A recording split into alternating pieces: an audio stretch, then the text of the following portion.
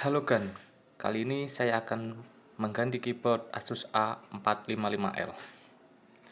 Pertama kita lepas baut dulu bagian bawah casing laptopnya. Pastikan kita menyimpan bautnya sesuai dengan urutan awal, jangan sampai tertukar. Karena jika tertukar bisa membuat casing rusak di bagian atasnya. Setelah baut terbuka dan pastikan benar-benar urut ya kan ya. Kita balik laptopnya, lalu buka bagian LCD dan kita ambil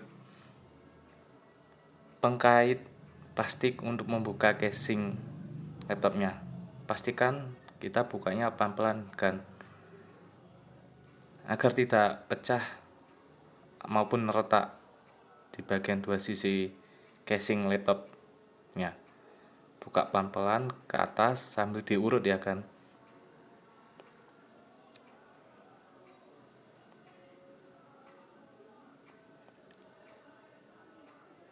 Bukanya pelan-pelan. Setelah terbuka, jangan lupa kita lepas fleksibel keyboard dan fleksibel mousepad.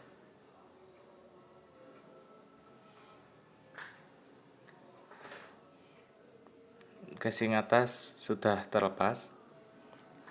Selanjutnya kita congkel bagian penutup besi keyboard. Memang agak sulit, tapi pastikan kita membukanya pelan-pelan agar tidak pecah maupun retak di bagian casing atas atau palm rest ini. Bisa dimulai dari pojok bawah, dicongkel dengan besi tipis.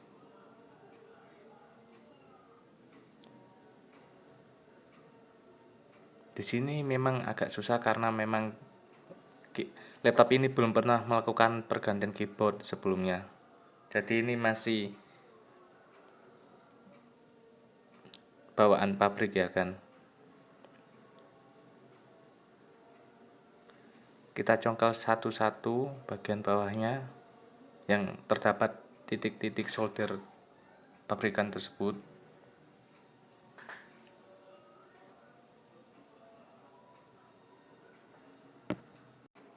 Dan pastikan tidak sampai pecah ya kan. Lakukan pelan-pelan, hati-hati. Ini saya agak barbar karena memang saya sudah biasa buka besi ini ya kan.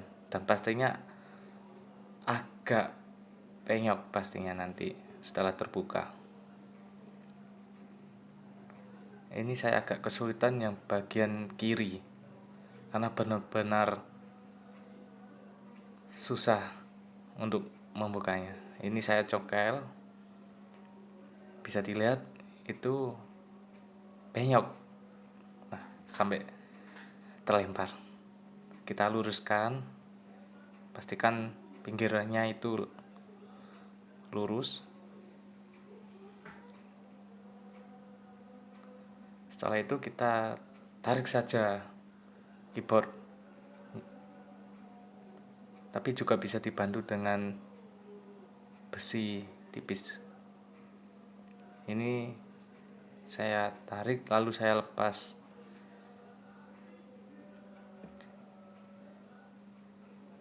Saya lepas apa ya namanya itu, semacam besi tipis.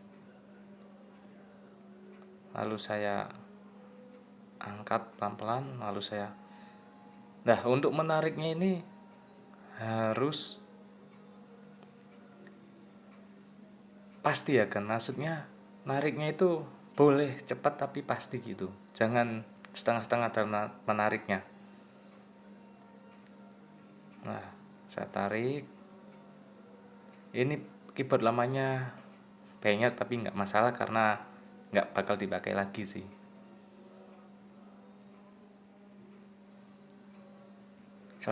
Selanjutnya saya bersihkan dulu karena banyak debu di casing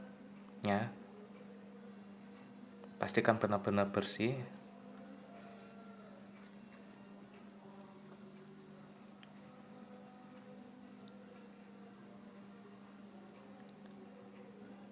Karena kalau debu itu juga mempengaruhi pemakaian keyboard dan usaha keyboard. Ini keyboard barunya kan. Ini orangnya bawa sendiri, jadi bukan kami yang beli. Katanya dia beli di bawah harga 100.000. Nah, biasanya keyboard yang di bawah 100.000 itu kurang presisi kan. Ini saya coba presisikan.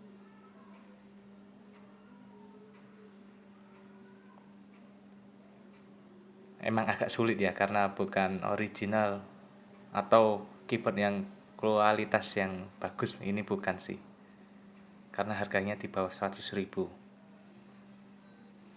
Nah, itu bagian pojok kanan atas ada penyok sedikit, sehingga keyboard tidak bisa tidak nonjol gitu touchnya. Ini sedang saya coba presisikan, masih tenggelam touchnya.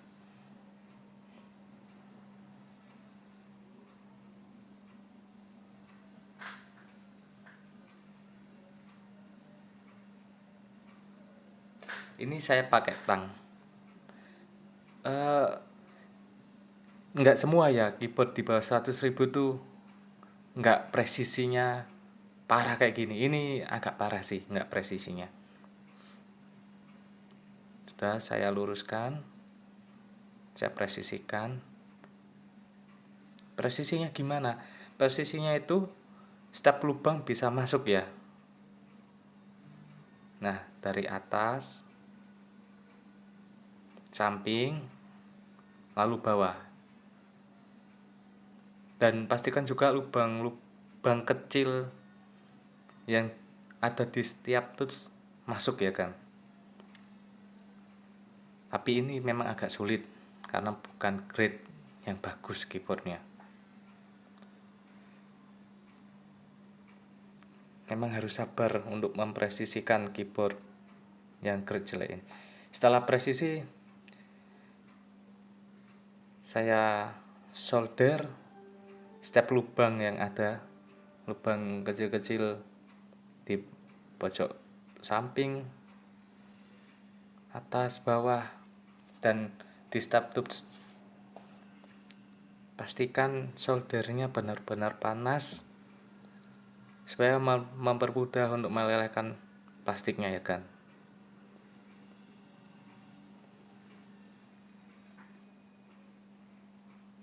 Sambil disolder jangan lupa ditekan supaya lebih presisi.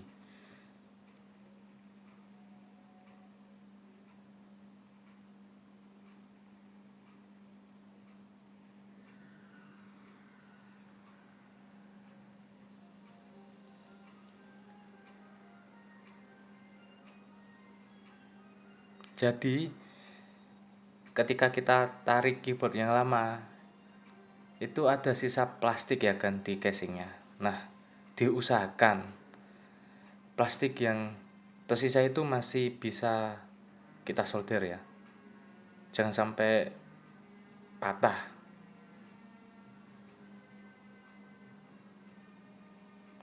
Bagaimana kalau patah atau ada yang patah?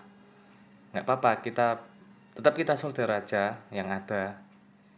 Ya insya Allah selama yang pinggir atas, bawah, samping itu masih utuh, insya Allah masih presisi ketika kita pasang.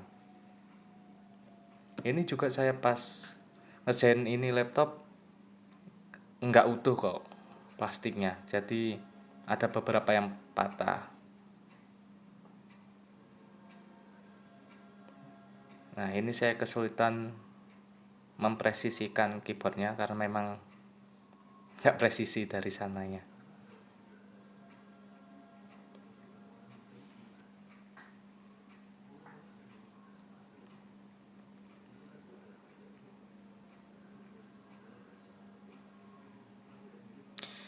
Hati-hati kalau kita solder Yang dekat fleksibel, pastikan fleksibelnya tidak kena solder.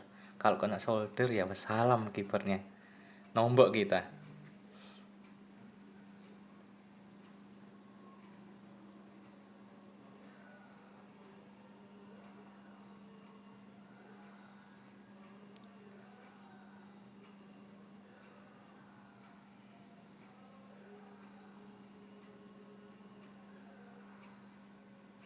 Sebenarnya ada opsi kita pakai lem tembak atau pakai solasi, tapi menurut saya itu kurang presisi. Lebih baik pakai solder seperti ini karena lebih kuat kalau menurut saya, daripada kita pakai lem tembak atau solasi atau lakban. Nah, saya cek dulu touchnya ada yang tenggelam apa enggak, ternyata masih ada. Kita presisikan lagi.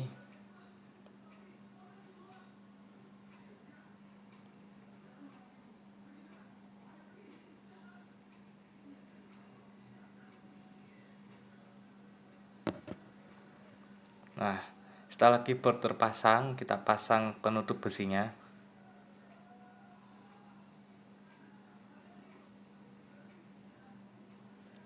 Pastikan presisi ya kan. Jika ada yang penyok, kita luruskan dulu. Caranya sama seperti pasang keyboard ya kan. Jadi kita presisikan, lalu kita solder lubang-lubang kecil yang ada. Pastikan sambil ditekan supaya presisi. Sekali lagi, hati-hati ya kan dalam memakai solder, jangan sampai kena fleksibel. Dan pastikan soldernya benar-benar panas. Jadi sebelum kita pasang keyboard, 3 menit sebelum memasang kita nyalakan dulu soldernya supaya benar-benar panas.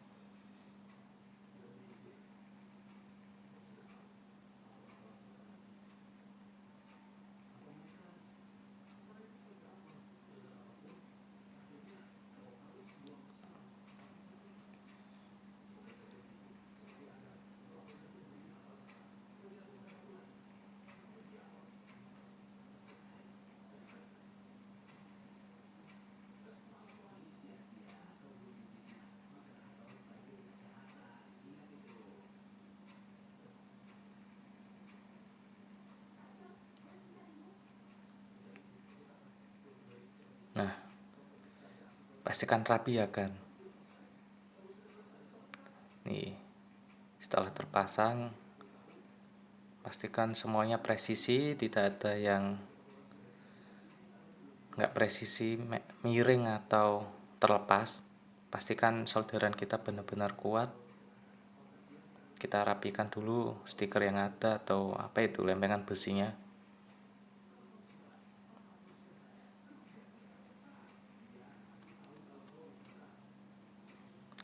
Nah, ini saya ambil laptopnya.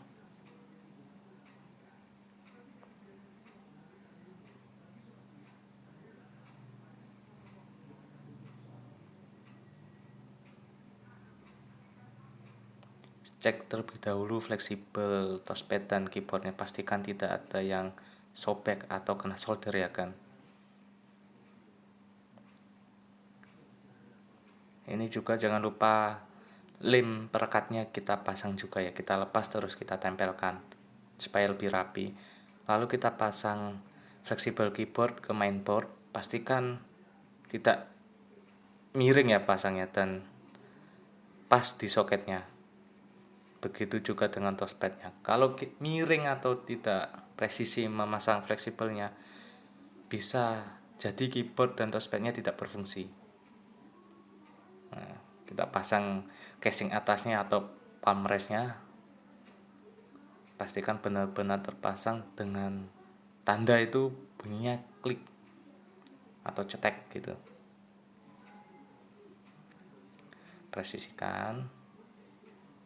Nah, ini saya langsung coba nyalakan.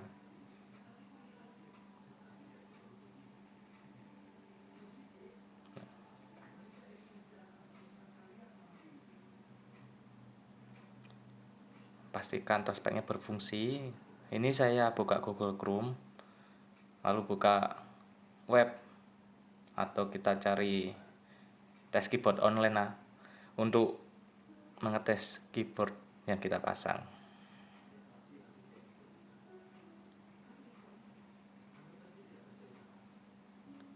Nah,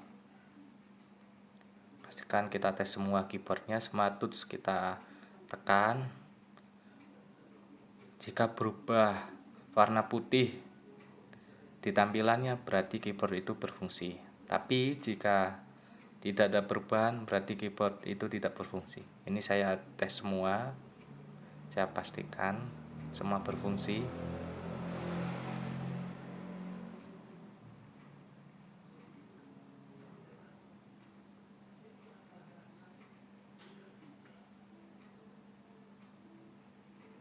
Ini keyboardnya memang agak tenggelam ya touchnya, karena memang grade-nya itu grade yang jelek menurut saya.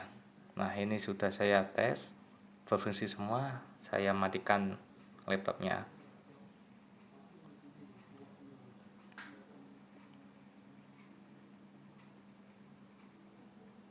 Jadi memang kalau keyboardnya di bawah 100.000 memang kebanyakan kurang presisi ya kan.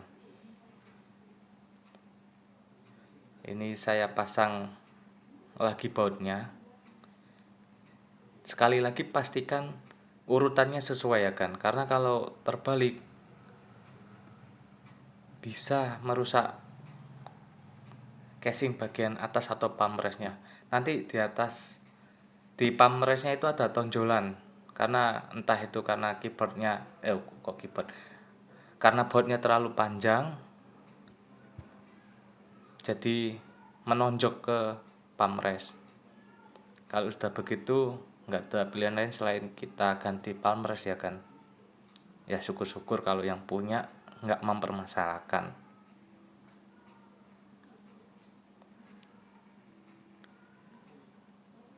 Kita urut, pasang bautnya, dan pastikan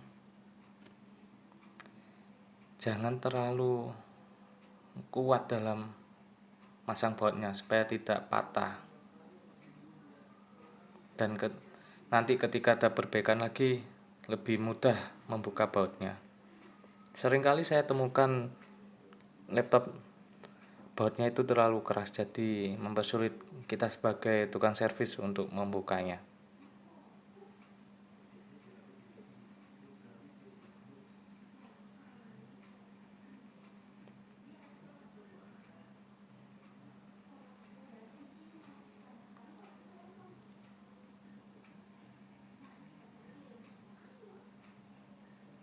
Oke, udah selesai. Sekian video kali ini.